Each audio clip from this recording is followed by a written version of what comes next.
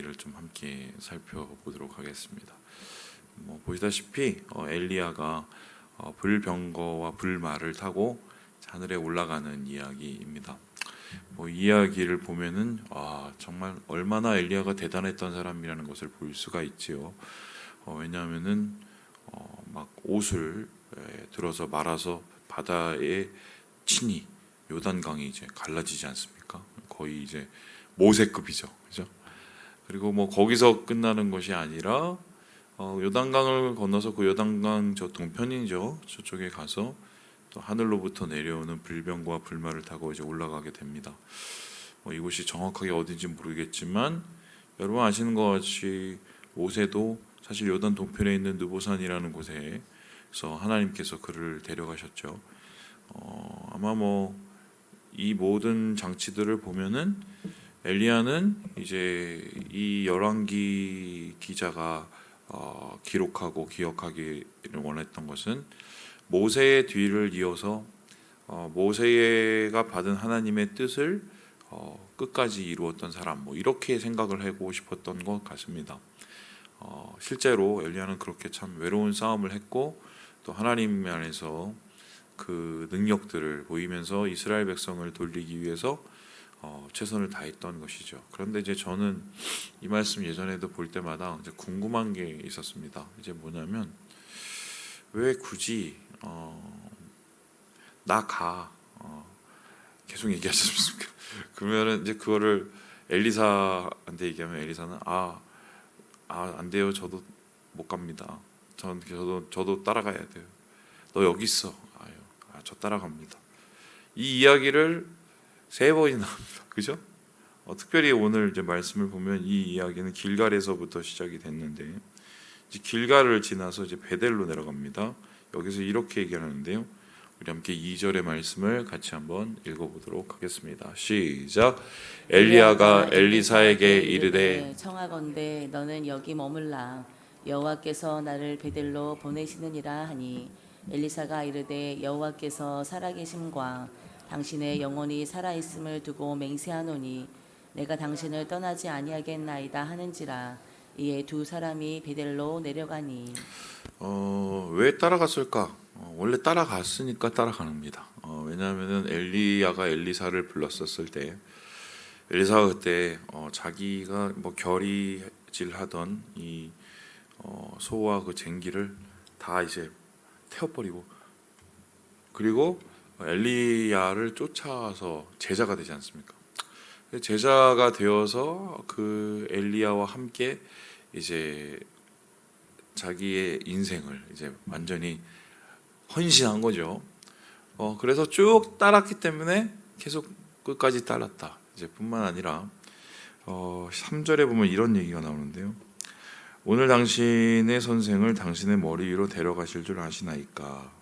그랬더니 엘리사가 뭐라고 하냐면 나도 또한 아노니 너희는 잠잠하라. 지금 이제 선지자들, 그러니까 엘리야의 선지자 생도들이 있었겠죠. 선지 생도들 또 신학교 이렇게 보면 될까요? 기도하는 사람들이고 엘리야를 쫓아서 하나님의 뜻을 구했던 사람이기 때문에 자기 선생님이 자기를 떠날 것이라는 것을 이미 알고 있었던 것 같습니다. 그래서 실제적으로 보면은 길갈에서 베델로, 베델에서 다시 여리고로, 여리고에서 요단으로 이렇게 갔거든요. 이게 요단강을 따라서 쭉 내려오는 코스인데 아마 그 엘리야는 그 길을 걸어가면서 마지막으로 자기와 함께 했었고 자기를 따랐던 제자들을 다 보고 이제 마지막 길을 가려고 했던 것이 아닐까. 그렇게 이제 생각은 됩니다. 그런데 그거를 엘리사도 알았던 거예요. 눈치챘던 거죠. 그래서 나는 선생님 가면 끝까지 가요. 나는 마지막까지 가요. 이렇게 얘기를 합니다. 그런데 이 말이 한 번 정도 오면은 그래, 네 마음을 내가 알겠어라고 할 수 있는데 엘리야가 또 여리고 가서 야 아니야 나 또 가야 돼. 요단에 가서 계속 묻습니다. 너 따라오지 마. 저는 갈 거예요. 신랑이가 벌어지게 되죠. 도대체 왜 이랬을까 싶은 겁니다. 똑같은 이 싸움을 계속 세 번이나 하고 있다는 것은 좀 여기에는 우리가 좀 더 생각해 봐야 될 뭔가의 이제 여지가 있다는 것인데, 뭐 이런 거죠. 만약을 한번 가정해 봅니다. 만일에 엘리야가 야 나 저기 베델 갈 거야, 나 여리고 갈 거야, 나 요단 갈 거야 이렇게 얘기했었을 때 엘리사가 아이고 우리 선생님 마지막으로 가시는구나, 안녕히 가세요 라고 인사드리고 그동안 감사했습니다 이렇게 했었으면 어떻게 됐을 것 같습니까? 아무 일도 일어나지 않았습니다. 그렇죠? 엘리사가 물론 엘리야의 뒤를 따라서 이제 그 수제자의 역할을 한 건 사실이지만, 그렇다고 해도 남아 있는 그 선지 그룹을 엘리사가 이제 맡게 되고 또 엘리사가 엘리야의 뒤를 이어서 사역을 감당할 수 있을까 해보면 사실은 장담을 할 수 없는 상황. 한마디로 엘리야를 엘리사가 따라가지 않았으면 리더십이 이렇게 계승이 되고 이양이 되지는 않았을 가능성이 높습니다. 그렇다면 이제 엘리야도 사실은 엘리사를 떼어놓고 가려고 그랬었을 때 하나님이 시켜서 그랬는지 아니면 본인의 생각이었는지는 잘 모르겠으나 이 녀석 어떻게 하는지 한번 볼까? 아니면 말고 뭐 이런 정도의 생각을 갖고 있지 않았을까 싶은데, 용케도 엘리사는 선생의 의도를 알았는지 몰랐는지는 정확하게 모르겠으나 엘리야를 계속 쫓아간단 말입니다. 그리고 마지막에 엘리야가 요단을 가르고 요단 동편으로 향했을 때 이제 그것 속에서 엘리야와 이런 대화를 하게 됩니다. 우리 함께 9절의 말씀을 같이 한번 읽어보도록 하겠습니다. 시작. 건너매 엘리야가 엘리사에게 이르되 나를 내게서 데려감을 당하기 전에 내가 내게 어떻게 할지를 구하라. 엘리사가 이르되 당신의 성령이 하시는 역사가 갑절이나 내게 있게 하소서 하는지라. 그래 여기까지 따라왔으니까 그래 네 소원이 뭐냐, 왜 이렇게 나를 괴롭히니, 뭐 이런 식의 느낌이죠. 그랬더니 엘리사가 하는 소리가 원하는 게 있어요 선생님. 뭔데? 그랬더니 성령의 역사를 당신이 지금 하고 있는 그 능력을 2배나 내게 주세요 라고 얘기를 하고 있습니다. 겉으로 보면 굉장히 건방진 소리죠. 이런 겁니다. 예를 들어서 뭐 저희 교회가 이제 앞으로 부목사가 있어야 될지 모르겠지만 이제 부목사를 이제 세우는데, 제가 뭐 나중에 예를 들어서 뭐 동사 목사를 세우고 그 동사 목사가 이제 저를 이어서 뭐 목회를 하게 된다고 한번 생각을 해봅시다. 제가 물어보는 겁니다. 목사님은 뭐 내가 그만두기 전에 소원이 뭐예요? 목사님보다 설교 2배나 잘하고, 목사님보다 저기 뭐야 사역 2배나 잘하고, 목사님보다 막 그 열매도 2배나 많았으면 좋겠습니다. 이렇게 얘기를 하는 거예요. 기분이 좋겠어요? 나쁘겠어요? 어떨 것 같아요? 좀 반반일 것 같습니다. 이거 봐라? 뭐 이런 생각을 가질 수 있어요. 뭐 어이구 욕심도 많네 이럴 수도 있고, 만일에 이제 뭐 제가 좋아하고 대견하게 생각을 하면 아이고야 이 녀석 봐라 이거 좀 이게 거룩한 욕심이 있네 아마 그럴 정도로 생각을 했겠죠. 그런데 이제 여기에는 좀 봐야 되는 부분이 있어요. 이거를 엘리야가 나쁘게 받질 않거든요. 이 소리는 뭐냐면 이제 엘리사하고의 관계가 그만큼 친밀했다고도 얘기할 수 있겠지만, 반면에 엘리사의 그 말의 의도를 파악했던 것 같습니다. 이제 그 무슨 소리냐 이런 거죠. 선생님은 대단한 분이시라 지금 그 능력으로 충분히 선생님은 그 모든 것을 감당을 하셨는데 저는 선생님 정도 되는 능력이 있어도요 감당이 안 됩니다. 왜냐하면 제가 선생님하고 비교할 수 없을 만큼 참 부족한 사람이라 그래요. 그러니까 선생님 능력이 2배 정도 되면은 제가 그걸 감당할 정도 수준이지 저는 부족한 사람이에요. 이 얘기를 하고 있는 거죠. 그러니까 2가지를 굉장히 보이고 있는데, 이 첫 번째는 선생에 대한 충성, 마지막까지 선생님과 함께하려는 자신을 그와 마지막까지 함께하려는 그 충성을 보이고 있고, 이 두 번째는 뭘 보고 있습니까? 겸손하죠. 충성된 모습과 겸손한 모습, 사실 제자가 가져야 될 가장 중요한 두 가지의 모습 아니겠습니까? 거기다가 이제 한 줄 더 떠면 거룩한 열정까지 보이고요. 그리고 마지막 보면 엘리야가 떠난 후에 우는 것을 보면 엘리야를 정말 자기의 영적인 아버지로처럼 사랑했던 분명한 그런 친밀도까지 우리가 이 말씀을 통해서 보게 되거든요. 이렇게 얘기를 했었을 때 엘리야의 대답이 참 재밌는데요. 우리 함께 10절의 말씀을 같이 한번 읽어보도록 하겠습니다. 시작. 이르되 네가 어려운 일을 구하는도다. 그러나 나를 내게서 데려가시는 것을 내가 보면 그 일이 내게 이루어지려니와 그렇지 아니하면 이루어지지 아니하리라 하고. 요거를 제가 한번 세 번역을 읽어드릴게요. 너는 참으로 어려운 것을 요구하는구나. 주님께서 나를 너에게서 데려가는 것을 네가 보면 네 소원이 이루어지겠지만 그렇지 않으면 그것이 이루어지지 않을 것이다. 이렇게 얘기합니다. 그러니까 이 말의 뜻을 한번 생각해 보면 이겁니다. 그거는 좀 어려워. 왜 어렵냐? 내가 할 수 있는 것이 아니야 라는 거예요. 왜냐하면 성령의 역사를 주는 것은 엘리야의 능력이 아니기 때문에 그 능력은, 성령의 능력은 성령님이, 하나님이 주시는 겁니다. 그러면은 엘리사에게 그 갑절의 능력을 준다는 것은 하나님께서 그를 선택하시고 하나님께서 그에게 부어주시는 그런 하나님의 주권이 있어야 되는 겁니다. 그렇기 때문에 엘리사는 내가 할 수 있는 일은 아니고 하나님께서 하실 것인데, 아마 내 생각에는 분명히 사인은 있을 것 같아. 그 사인은 무엇이냐? 내가 네 앞에서 올라가는 거를 네가 만일에 보게 되면 하나님께서 그걸 허락하신 것 아니겠니? 나를 뒤를 이어서 네가 그 사역을 계속 계승하고 이어갈 수 있지 않겠니? 이렇게 이야기를 하고 있는 것입니다. 그렇다면 이제 정리가 거의 다 됐어요. 왜 세 번이나 나 가야 따라오지 마 했을까요? 그리고 마지막에도 원하는 게 뭐야 라고 얘기한 이유가 뭡니까? 이거를 다 살펴보면 이 테스트예요. 엘리야가 하나님의 마음으로 하나님의 뜻으로 이 일을 했는지, 혹은 자기가 계획적으로 엘리사를 테스트했는지는 잘 모르겠으나, 사실 대안은 없습니다. 다른 사람을 세울 수 있는 대안은 보이지는 않았어요.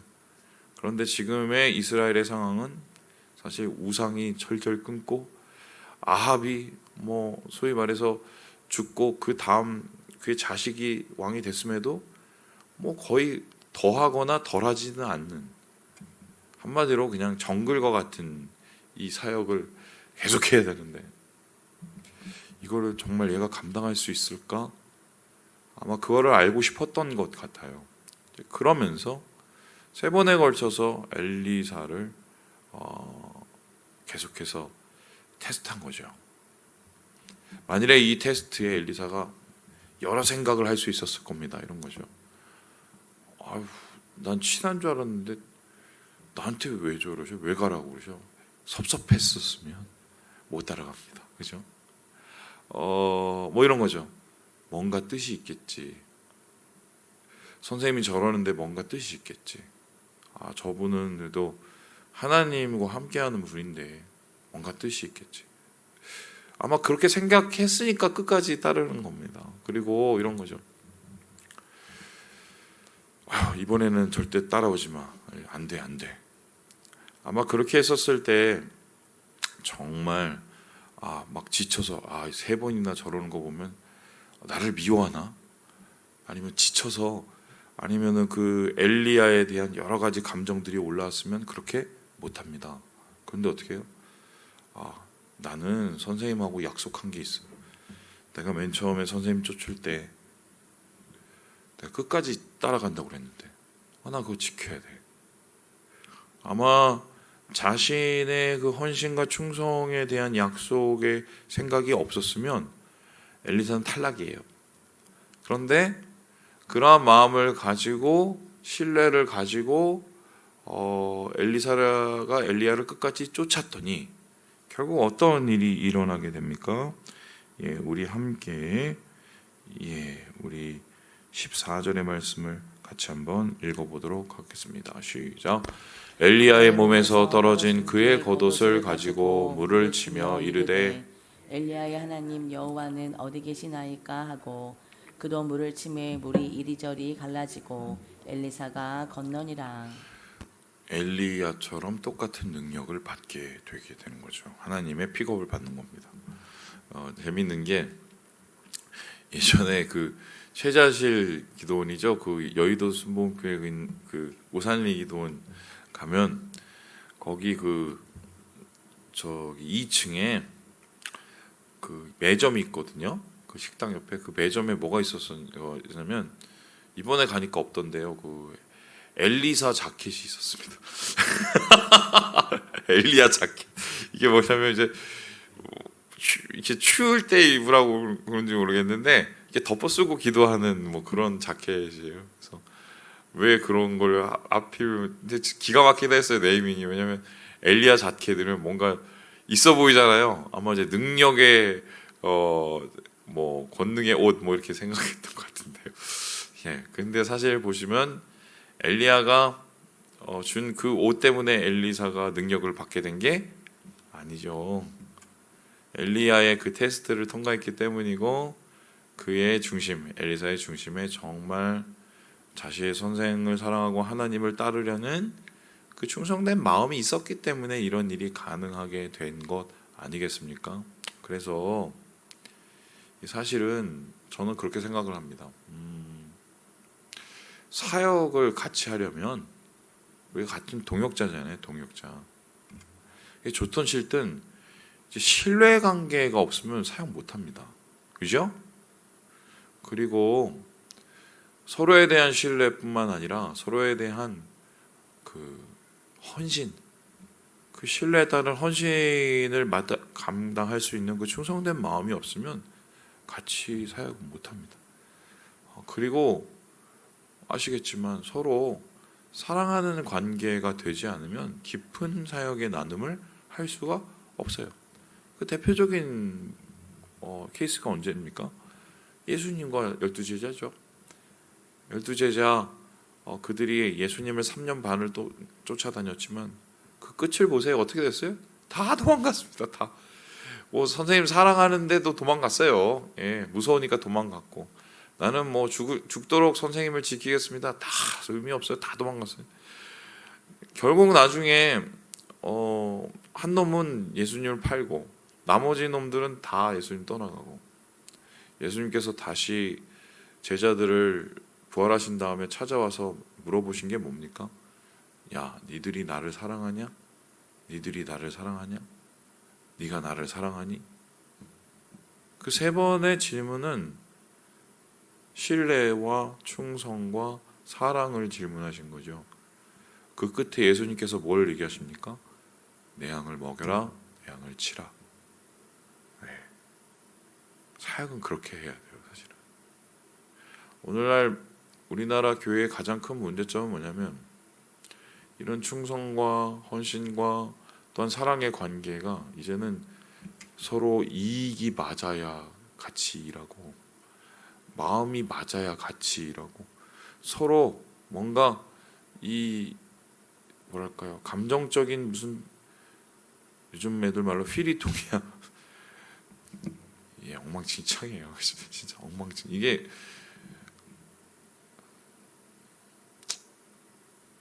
제가 우리 교회에서 이제 부교육자를 이제 한 3분 이제 보냈죠.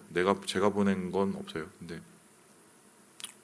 느낀 게 요즘 그 젊은 사역자들은 모르겠어요. 저도 우리 선배 사역자들에 비해서 참 그게 부족할 것으로 생각되지만 왜 사역자가 되려고 하는지를 잘 모르겠어요. 저는 진짜. 왜 목사를 하려는지, 왜 전도사를 하려는지를 잘 모르겠어요. 이런 관계가 형성이 되지 않고 이런 사역의 마인드를 공유하지 않고서 어떻게 사역을 할 수 있는지 모르겠어요. 전 진짜 요즘에 고민이 많습니다. 예, 우리 다음 세대 사역자는 도대체 어떻게 될까? 진짜 고민이 많아요. 진짜 고민. 예, 뭐 그런 고민은 이제 차치하고 말씀을 마칩니다. 우리 사랑하는 여러분, 주님이 원하시는 이 세 가지를 기억하시고 주님과 함께 능력의 사역을 만들어 가시는 오늘 하루 되시기를 주님의 이름으로 축원합니다.